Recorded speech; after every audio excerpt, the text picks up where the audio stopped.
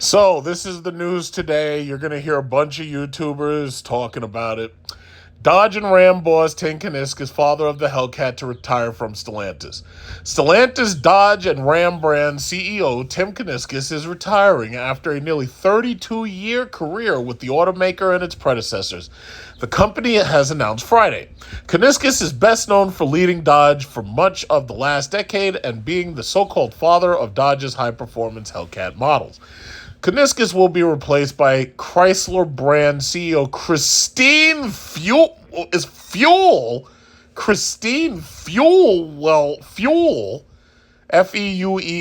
Fuel. I guess her name is Fuel, I guess. Like when you buy gas. Who will also lead Ram. So wait a minute. Yet another man has lost his job to a woman. They look what they did to my governor. They took Cuomo.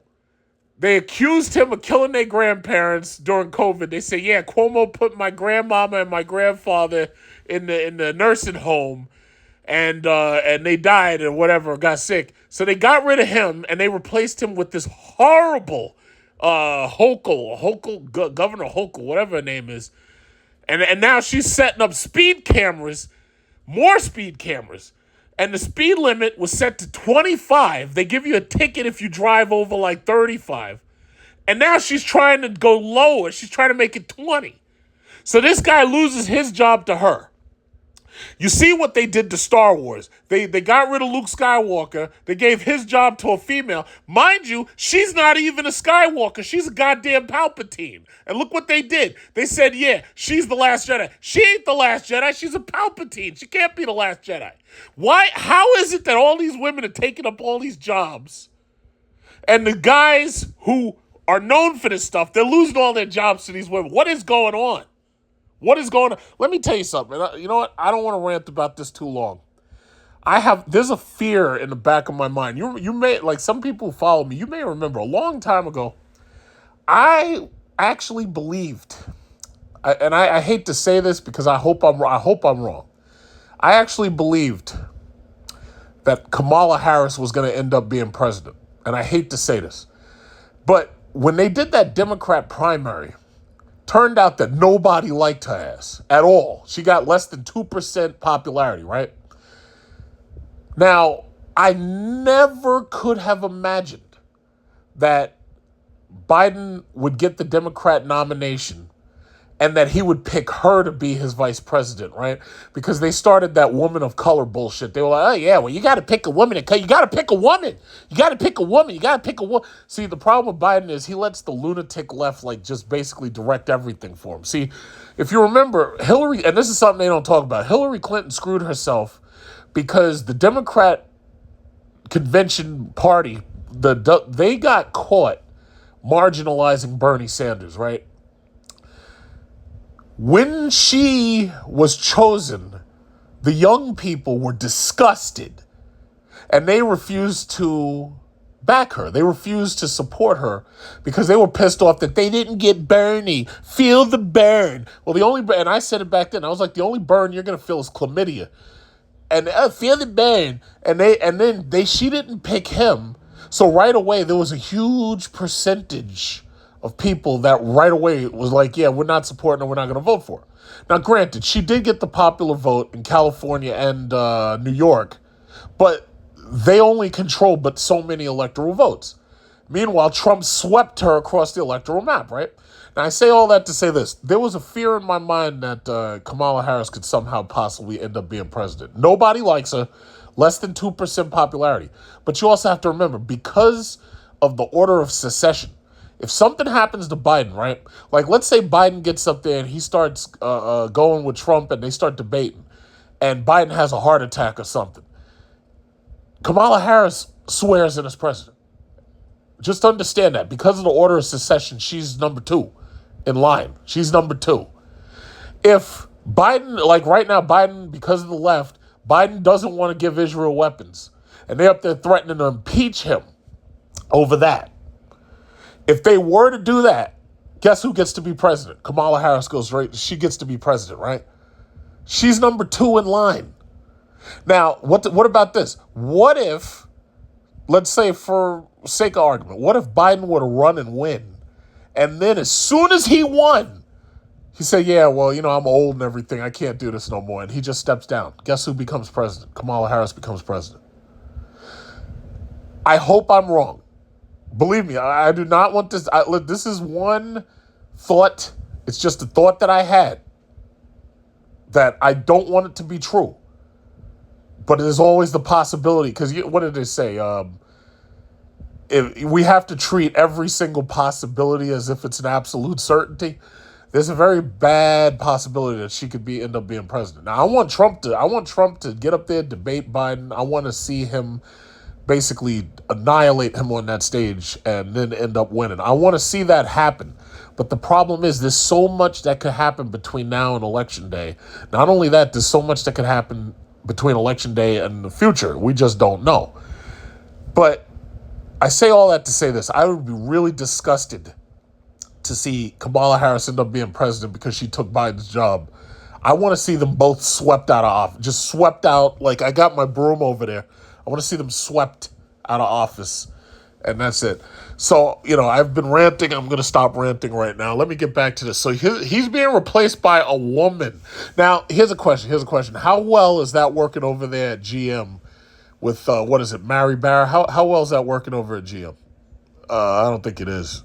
If you're going to sell muscle cars, you really might want to get somebody who knows muscle cars.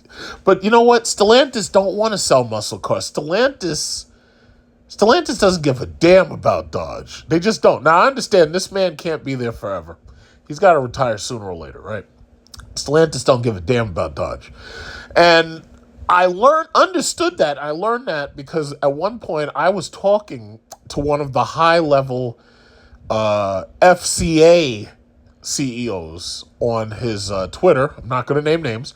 And he specifically told me something that I always remember. He said, you know what? Dodge doesn't build right-hand drive cars.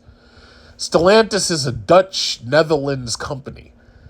They want global platforms that they can sell all over the world.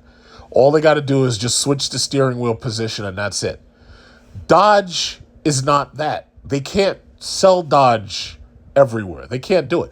They can't sell Dodge all over the world. So Dodge is an American thing, and at this point, they want to do away with it. And that's the bottom line.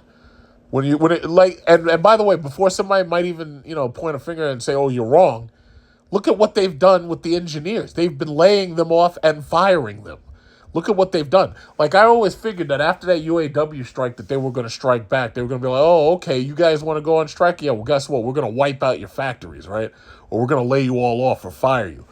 That's what Stellantis has been doing. They've been firing and laying people off left and right, specifically the engineers. So when I hear these YouTubers, oh, yeah, well, there's always the possibility that, somehow Tim Kuniskis might be able to buy electric vehicle credits and he might be able to bring back the VII. I'm like, no, that's not going to happen. You don't understand. The progression is to get rid of the V8 entirely. The progression is to force everything to be forced induction. So now they're saying, oh, yeah, we're going to have a Charger, this lazy-ass Charger. It's like one model that's got 4 doors or 2 doors. It's lazy as shit. I got to say, the Challenger and the Charger were some good-looking cars, and it was 2 different, distinctive-looking cars. They come back with this bullshit electric Charger, and this thing is 2 doors or 4 doors, and it's just one model that is stretched. And I'm like, you got to be kidding me. Like, how lazy can you get? But they're saying that they're going to have a twin turbo 6 Hurricane engine that puts out like supposedly 510 horsepower or whatever. Nobody wants that. Nobody wants a turbocharged 6. That's not what they want. The problem is Mopar spoiled us. When they put that Hellcat, you got to remember, if you followed my channel for any length of time, you know that I've gone through a bunch of Hemi cars. I had 2 Chrysler 300 SRTs, Charger Hellcat, the Jeep SRT. You remember. So the thing about it is they've spoiled us by giving us that Hellcat engine. And then I thought the logical progression was to take the Hellcat engine and put it into everything that the Hemi engine was in. What did they do? They gave us the Ram TRX with the Hellcat engine. So they took the Ram 1500 and turned it into the TRX, which turned out to be a smash hit. Very expensive, but a smash hit nonetheless. Now look what they're doing. They take the goddamn Hellcat engine out and they call it the RHO as if it's supposed to be a Rhino. That shit don't stand for Rhino. It stands for Removed Hellcat Option. That's what it stands for. RHO stands for Removed Hellcat Option. Removed Hellcat Option. They took the Hellcat out of it. And they want to still sell it to you and say, oh, well, you can still beat the Ford Raptor because it's still going to have like 500 horsepower, but it'll be a twin-turbo 6. Nobody wants that. They spoiled us.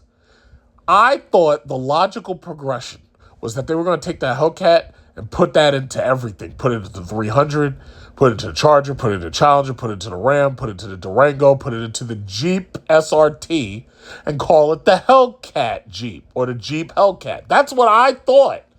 That's the logical thing to do. If I was CEO of FCA before they became Shitlantis, I would have done exactly that. You don't need to give me a bonus for doing something so obvious. What did they do? They made the Jeep Trackhawk boring, ugly and boring. It looked like the same shit they've been selling.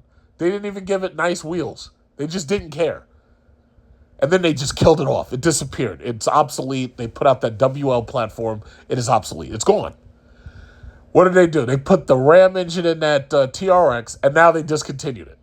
They didn't give us a Hellcat 300. Now, they knew that they were doing that final call markup bullshit, and they didn't even give us a Hellcat 300. Think about that. They didn't even give you... They knew that this was going to be the last time they built the 300, right? And they didn't even give you a Hellcat possibility for the 300. How about that? Now, they know it fits in there. They didn't even do that. They didn't even give it to you. You remember way back when they had them big tires on the 300 and they were like, oh yeah, well there's a Hellcat 300 spotted in Dubai. Whatever happened to that? They took the SRT away from us for years. Between, what is it? That car was made 2012 through 2015. And then they took it away between 2015 and like right now when they're doing the last calls, like 2022, 2023 or something like that. And then they don't even give you the Hellcat. So they made it was like, when I saw that, I was like, yeah, this company's done. Because they ain't got nothing more to offer, and it looks like they're trying to scale back. That's what it looks like. So, Challenger is gone. It's done. It's over. The Charger is now an electric car. 2 doors, 4 doors, it's your choice. And all these YouTubers, oh yeah, well no, there's always the possibility that they can bring back the VIII. No, there's not. It's over. And now, Tim Kuniskis is gone. He's on his way out. Tim Kuniskis is on his way out. And he's being replaced by Mrs. Fuel. It's over. The game's over. We were spoiled, and now they're taking away the candy and the treats. We were spoiled. I really believed that if they had kept going, they would have had that Demon 170 engine in just about everything. Could you imagine the Demon 170 engine going into the Ram TRX, going into the Chrysler 300, going into the Charger, going into the, well, it was already in the Challenger, going into the Durango, going into the Jeep Hellcat, whatever you want to call it, the Jeep 170. I don't know. Bottom line is, these regulators, they were never going to let that happen. We would have damn near had Bugatti competitors for under $100,000. We would have had Bugatti competitors. We would have been rolling around with more power than a Bugatti Veyron, racing the shit out of Bugattis. And they said, no, we're going to stop this now. Just think about that. They said, you know what? There's a possibility that these assholes could come to these takeovers. They have cars more powerful than Bugatti. We're going to put an end to this right now. We're going to put a stop to this right now. That's what they did at their meeting. That's what they said. I wasn't at the meeting. That's what they said. They said, we're going to put a stop to this shit right now. You're not going to have no hood Bugatti. We're not going to let you have that. No. We're going to put a stop to this shit right now. That's what they did. So now Tim Kuniskis is on his way out. So it says Kuniskis is going to be replaced by Chrysler CEO Christine Fuel. Detroit, Stellantis, Dodge, and Ram brand CEO Tim Kuniskis is retiring after 32-year career with the automaker and its predecessors, the company announced Friday. Kuniskis, who has led several of the carmaker's brands in North America, is best known for leading Dodge for most of the last decade or so. He is considered the father of Dodge high-performance Hellcat models and the unofficial spokesman for American muscle cars. I thought the unofficial spokesman for American muscle cars, I thought it was Vin Diesel.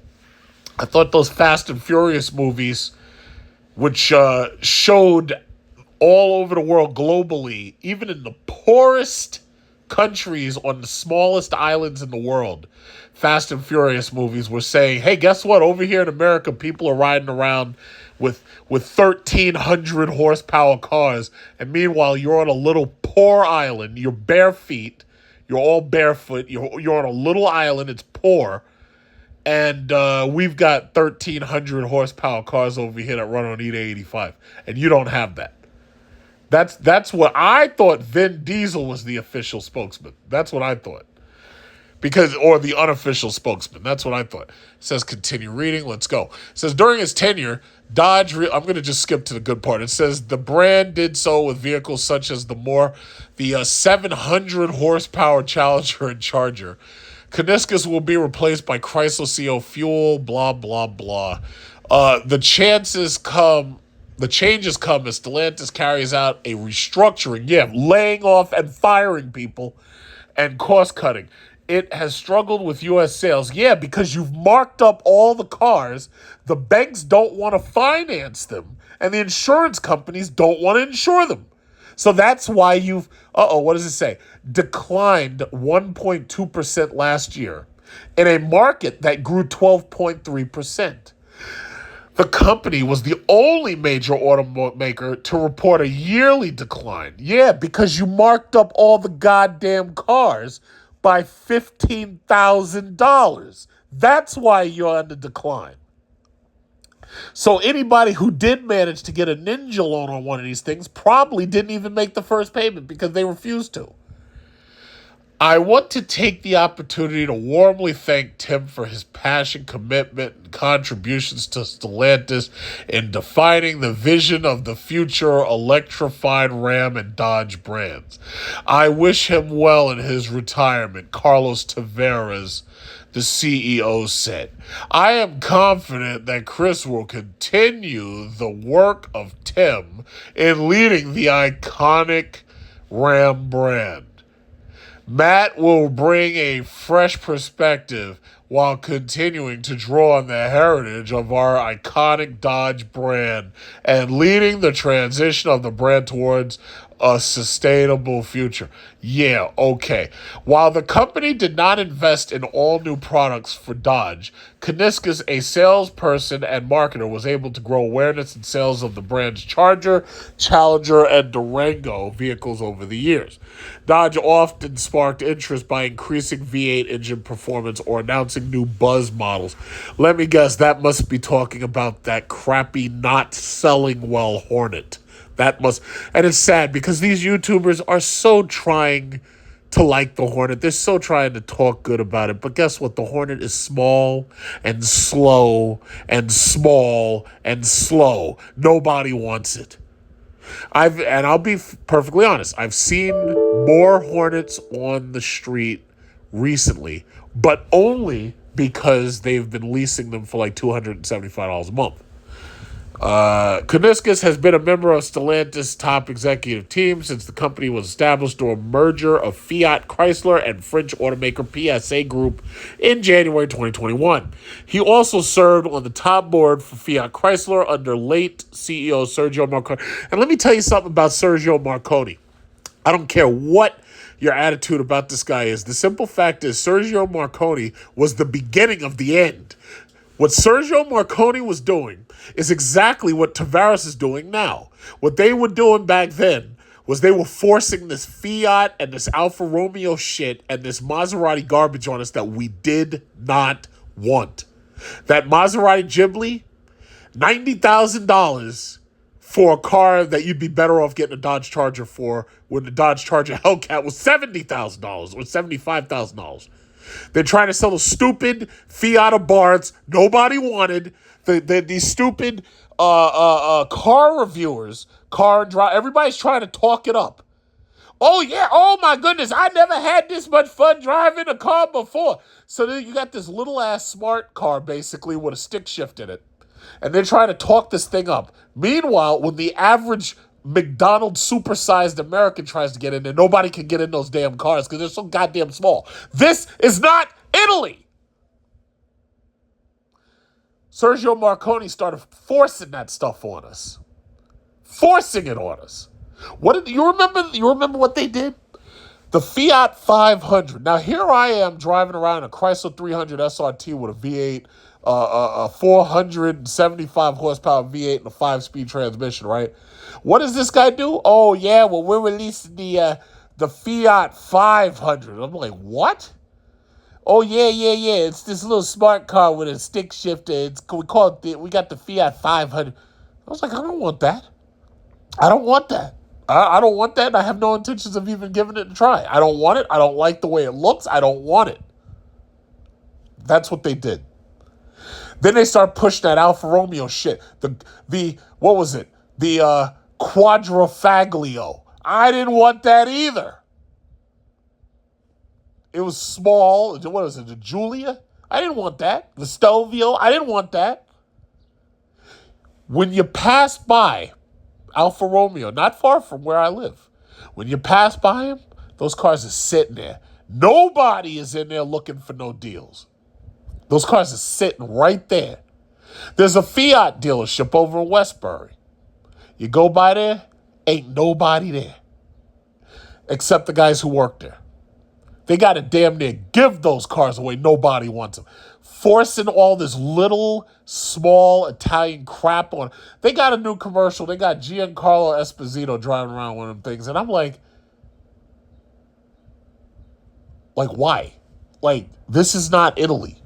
This is America. This is not Italy. First of all, our highways, we've got big, huge, fast vehicles all over the place. I'm not driving around in a little-ass clown car so that I could get rear-ended by an Escalade and die.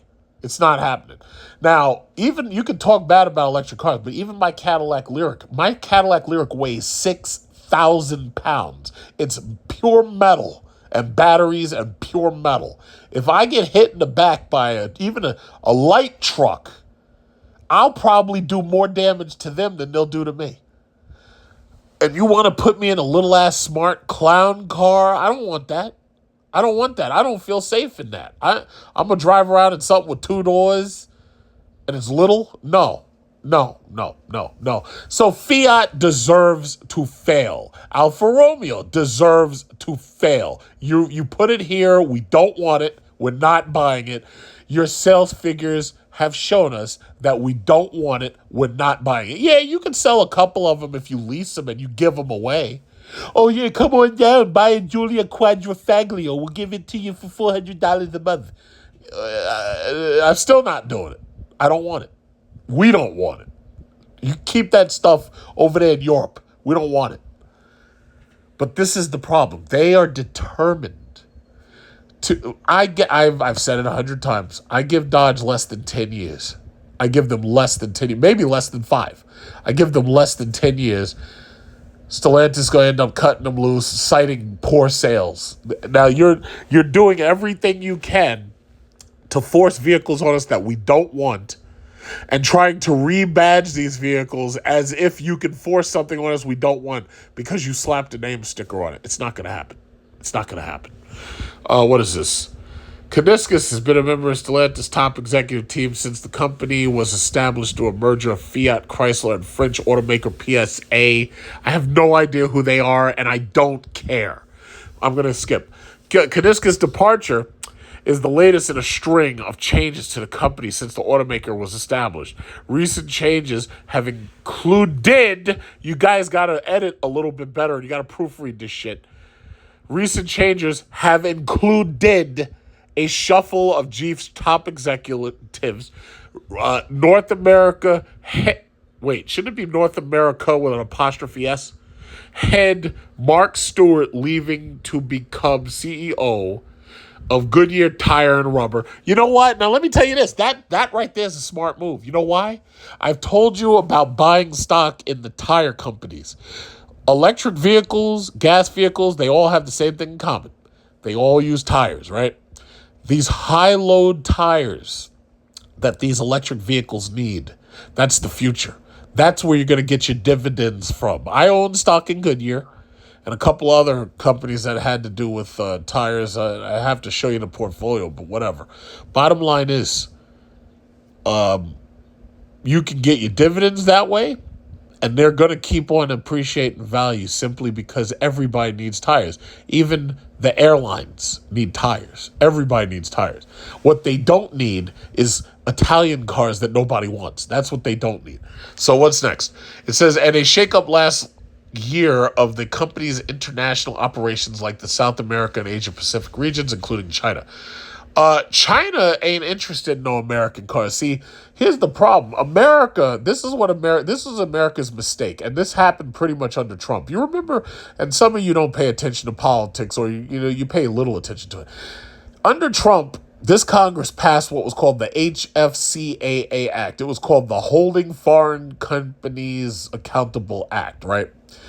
So what they basically did was they were trying to stick it to China by putting tariffs on stuff, right?